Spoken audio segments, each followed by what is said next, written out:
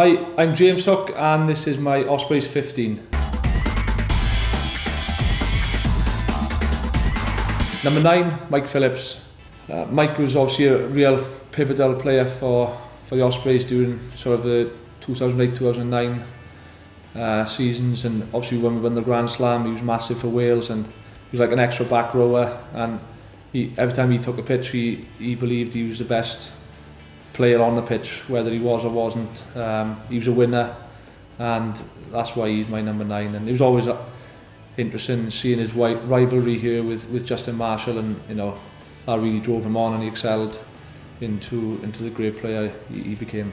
Number 10, Dan Biggar. Obviously his records here in the region speak for themselves, and seeing him come through as a young player and sort of knock me off the 10 position, you know, shows what a quality player he is, and the confidence he brought at such a young age, you know, shows why he's developed into a top international rugby player. Number 11, Shane Williams. Again, another one that doesn't need any introduction, and around my time here in the Ospreys he was World Player of the Year. As everyone knows, he just did things that nobody else could do on the pitch, and you know, if you were losing with, you know, a couple of minutes to go, you'd always look to try and get the ball to Shane, because he could always do something, and probably usually he would as well. So yeah, no question, Shane Williams, number 11. Number 12, Gavin Henson. Obviously really silky player. He had great, you know, defensive attributes. He was really classy attacker. He could run over people, he could step people, had a great pass, he could kick the ball a mile.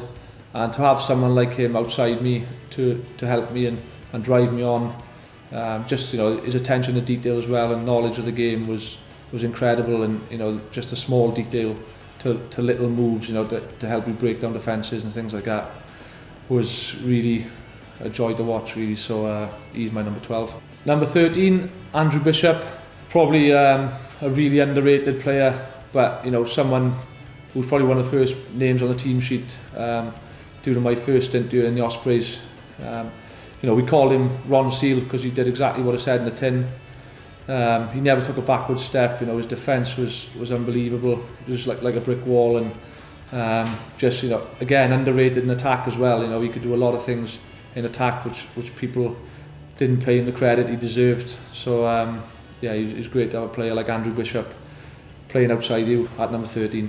Number 14, Tommy Bowe. Someone who, you know, you don't usually see sort of top Irish internationals leaving Ireland to sort of come and play over here, and Tommy did that in the sort of peak of his career, and probably the Ospreys had his best years at club rugby and international rugby. So he was 2010 Six Nations Player of the Year. Could do things that, you know, not many other players could do. Great pace, great skill set, and great acquisition to the Ospreys. Number 15, Lee Byrne.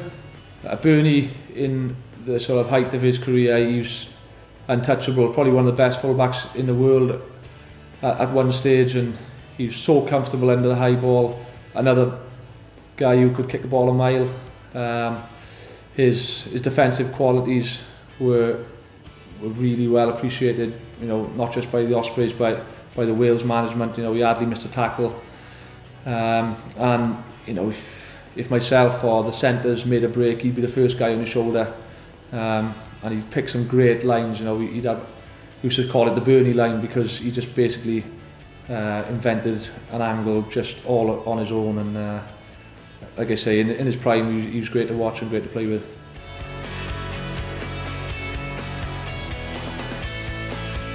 So there we are, there's my Ospreys 15. It was a really tough decision. Some really quality players didn't make the team, but yeah, I suppose I had to pick 15, and that's my pick.